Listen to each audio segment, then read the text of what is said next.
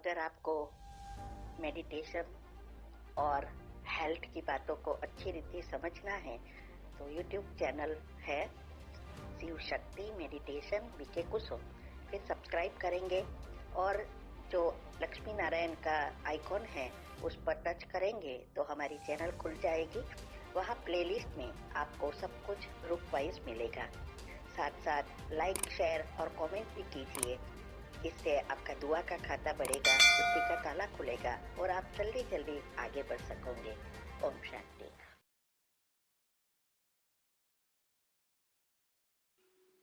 ओम शांति। आपका प्रश्न है,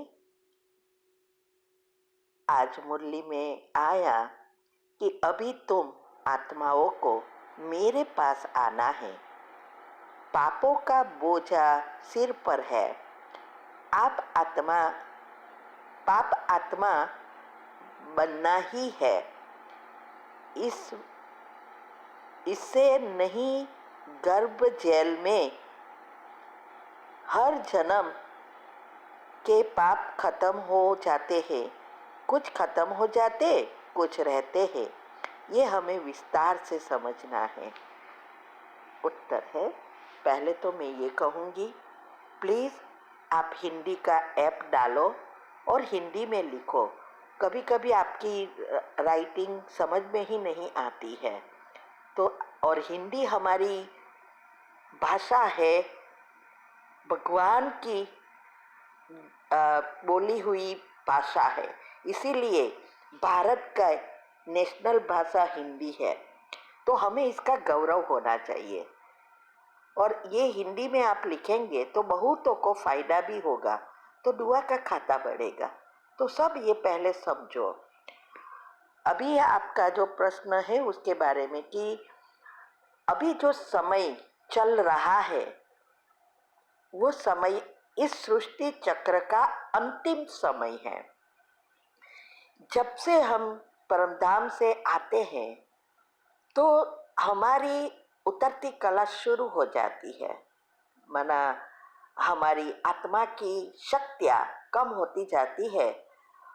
इसका कारण एक ही है, हमारी प्रकृति से जुड़ी हुई नेगेटिव एनर्जी बढ़ जाती है, तब हमारी आत्मा की शक्ति और नीचे उतरती जाती है। और यह होना ही है, क्योंकि इस सृष्टि पर नियम है कि हर चीज वैसी की वैसी नहीं रहती, परिवर्तनशील है। इसीलिए ये सब एक दूसरे से जुड़ा है। विनाश भी कोई भगवान नहीं कराता है, ये सारी हमारी सभी चीजों से, और इसमें भी हमारे संकल्प द्वारा ही सब कुछ हो रहा है। एक साइड पर इन्वेंशन भी निकल रही है, सुख भी दे रही है, विनाश का कार्य भी कर रही है। दूसरी साइड पर भगवान का कार्य जो चल रहा है, स्वर्ग की स्थापना का, वो भी चल रहा है। और ये विनाश भी ऑटोमेटिक होता है। अभी जो हमने सृष्टि परिवर्तन के 3 भाग रखे हैं, साइंटिफिक रीति से सारा बताया है, और एक दूसरा पहले भी रखा था। इस बातों को भी आप अच्छी रीति समझ सकते हैं, क्योंकि जितना आप बातों को समझेंगे, बुद्धि को घिसेंगे, उतनी आपकी बुद्धि शुद्ध पवित्र बनेगी। और इसके लिए ही मैंने सारे राज यूट्यूब पर हमारी चैनल पर रख दिया है। और जितनी हमारी बुद्धि खिलेगी उतना ही हमारे पुण्य कर्म भी बढ़ेगा, दुआ का खाता भी बढ़ेगा। तो यहाँ आज शिव बाबा मना भगवान यही कह रहे हैं कि कर्म के जो भी हमारे भोगना है, अच्छे या बुरे, वो सब समय अनुसार हम उसको भोगते हैं।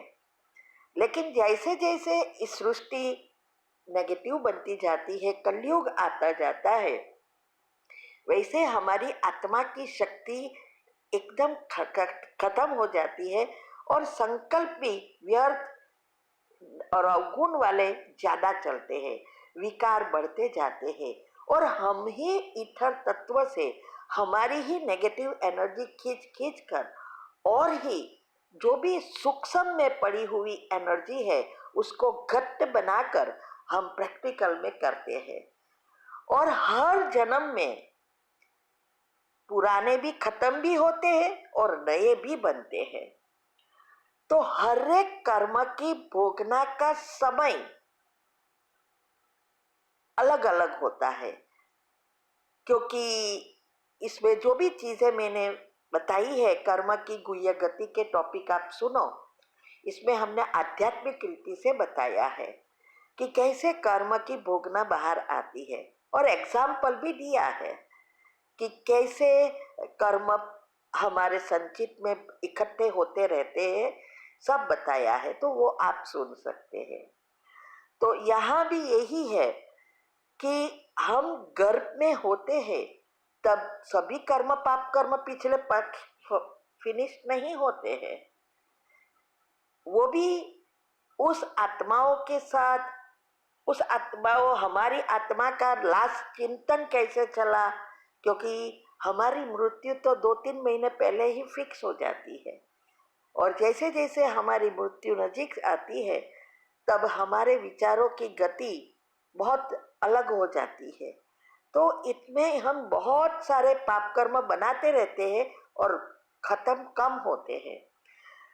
दूसरा यह है कि कर्म की गति में पाप और पुण्य दोनों इकट्ठे होते हैं, तो पुण्य पहला यूज होता है, पाप झेलते जाते हैं। तो धीरे धीरे धीरे हम पाप ज्यादा बनते जाते हैं, क्योंकि शॉर्टकट कर ढूंढने लगते हैं, और शॉर्टकट में और ही पाप कर्म इकट्ठे होते हैं। तो ये बहुत सारी बातें हैं। तो आज यही कहते हैं कि एक जन्म में का माना गर्भ में सब खत्म हो जाते हैं, ऐसा नहीं है। वो बैलेंसिट के रूप में बाहर आते हैं चक्र में, और उस अनुसार ही खत्म होते हैं और नया हम बनाते भी हैं। और जब हमारा जन्म होता है तो वो हमारे भाग्य के रूप में ये जो 3 एनर्जी है, इलेक्ट्रॉन, प्रोटॉन और न्यूट्रॉन, ये तीनों का बैलेंस होकर हमारा भाग्य बनता है। फिर हम उसको सोच के उस भाग्य को अच्छा बनाना या बुरा बनाना वो हमारे हाथ में है। ठीक है, ओम शांति। तो अभी हमें भगवान यही सिखा रहे हैं कि ये अंतिम समय है, और इस अंतिम समय में हमें हमारे हर एक कर्म के जो भी हिसाब किताब है वो चुक करना पड़ेगा। हमारे जो 3 शरीर है, कारण शरीर, सूक्ष्म शरीर और स्थूल, ये तीनों खत्म होंगे और आत्मा अपनी ओरिजिनल स्थिति में स्थित होगी, तब ही परमधाम जा सकेंगे। और क्योंकि परमधाम में कोई चीज स्थूल प्रकृति की नहीं जा सकती है, तो इसीलिए अभी ये भगवान आके हमें बता रहे हैं कि ये जो हमारे सूक्ष्म में जो भी पाप कर्म बचे हैं, क्योंकि 84 जन्मों से बहुत कुछ बनाया है, वो सब हिसाब किताब चुकतुक करने हैं।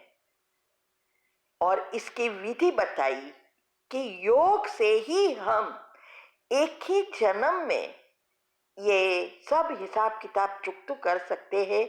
बाकी अभी दूसरे जन्म लेने का समय नहीं है।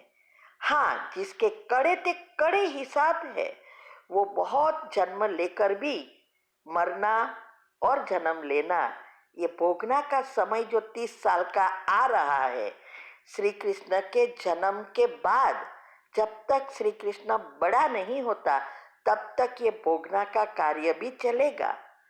और उसमें से हमें अगर बचना है तो उसके लिए रास्ता बता रहे हैं कि कैसे हम हमारे हिसाब किताब, हमें अपने विचारों को बदलकर, योग लगाकर, सब हिसाब किताब चुकतुक कर आत्मा को फिर से शक्तिशाली बना सकते हैं, और आत्मा की बैटरी जो डाउन हो गई है फिर से भर सकते हैं और सारी सिस्टम रिसेट हो करनी है। और ये बातें हमने बहुत सारी बातें बताई है। आप श्री कृष्ण का जन्म और सॉरी हाँ, और सृष्टि का विनाश ये भी आप सुन सकते हैं।